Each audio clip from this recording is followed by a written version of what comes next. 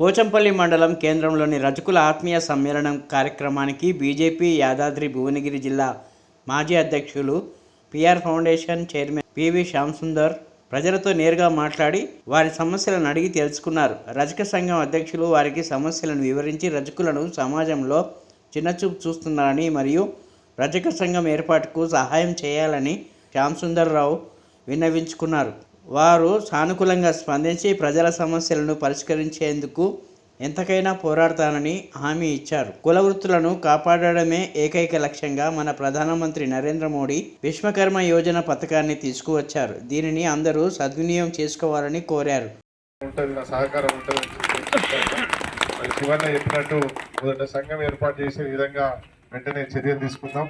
మరి దాంతో ఇక్కడ ఉన్నటువంటి సొసైటీ అభివృద్ధి ఏ విధంగా చేయొచ్చు అనేది మరి మనం దాన్ని ముందుకు తీసుకెళ్లాలని అందరినీ కోరుతూ నా వంతు సహకారం తప్పకుండా ఉంటాయని తెలియజేస్తూ, మరి రజక వృత్తి చూస్తే కొత్తదనం అనేది పాశ్చాత్య అమెరికా, ఇంగ్లాండ్ ఇవన్నీ చూస్తే ఇది అతి పెద్ద ఇండస్ట్రీ, పెద్ద వృత్తి. అంటే వృత్తి అనడం దానికన్నా ఒక పెద్ద బిజినెస్ గా అవతరించినటువంటి వృత్తి ఇది. ఇప్పుడు చూస్తే పెద్ద లాండ్రీ మిషన్స్ నడిపేటువంటి సంస్థలు ఉన్నాయి.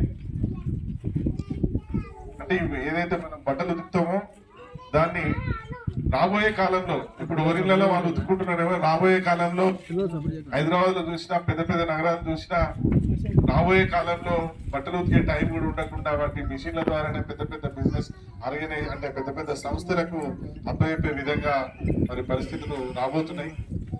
అతిపెద్ద ఉపాధి కల్పన దిశగా ఈ వృత్తి అవతరించబోతుంది. మరి దీన్ని చిన్న చూపు చూడకుండా దీంట్లో ఉన్న మెలకువలు, దీంట్లో వస్తున్న కొత్తదనాన్ని తెలుసుకోవడం ద్వారా ఇప్పుడున్న యువత మరి దాన్ని ఒక బిజినెస్ అవకాశంగా, ఒక వ్యాపార అవకాశంగా మలుచుకునే అవకాశం ఉంది.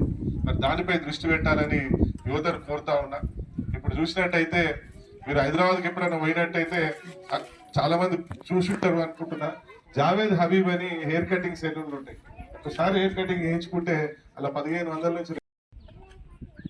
మరి అధ్యక్షత వహించినటువంటి స్వామి గారు, రామకృష్ణ గారు, మరి వేదిక పైన ఉన్నటువంటి ఇబ్రహీంపట్నం చీరాల నరసింహ గారు, ఇబ్రహీంపట్నం అంజయ్ గారు, మరి అలాగే దుబాయ్